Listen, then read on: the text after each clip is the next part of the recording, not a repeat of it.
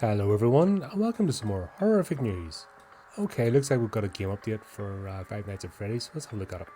Five Nights at Freddy's Into the Pit gets new update. A new hotfix for Five Nights at Freddy's Into the Pit has cleaned up the game a bit following the recent launch in August 7th, the first official game in franchise history to be presented entirely in a side-scrolling 3D pixel art style. Five Nights at Freddy's Into the Pit has been a highly anticipated release among Five Nights at Freddy's fans, and the developers at Megacat Studios are still working on some bugs discovered after launch. Intended for release on August 8th to celebrate 10 years since the release of the franchise's first game, the new Five Nights at Freddy's game was released a day early by accident. After its inadvertent early release in Japan, the developers decided to let the whole world in on the fun early, and the game is proving overwhelmingly successful, with 96% of more than 2,700 reviewers on Steam giving it their approval. But despite launching as one of the scariest Five Nights at Freddy's games, it hasn't been devoid of post-launch bugs, and Megacat has already produced 3 hotfixes to try and shore up those issues, with the 2 most recent hitting the game on August 9th. The version 1.0.3.0 notes show the developers have resolved a major issue that have been blocking some players from calling mum from the pause menu, as well as addressing some text and accessibility issues, such as fixing text overflow in some fonts and languages, and repairing a bug that was preventing some text from taking advantage of the game's dyslexic accessibility function. Those aren't the only changes made to the new game, which traces Five Nights at Freddy's lore back to its roots. Released earlier the same day, the version 1.0.2.0 notes also address one major issue that has sometimes been causing main character Oswald to disappear after a jump scare. The set of patches also address some more minor issues, such as a graphical issue that was causing the eyes on the yellow rabbit character to not properly glow blue, as well as cleaning up some user interface issues, including improvements for spacing the ski ball in some languages and fonts. In addition to the fixes made by the recent patch, the hotfix notes also point out several known issues with the game. These known issues include some game-breaking errors, such as inputs sometimes not working on the main menu, the menu becoming inaccessible after pausing the game, and a couple of different issues that can cause the game to soft lock. When Megacat works on solving those problems, Five Nights at Freddy fans have been having a massive month, which has included the release of My Pop Goes, the demo of racing game 5 Laps of Freddy's, and a release of a free interactive novel.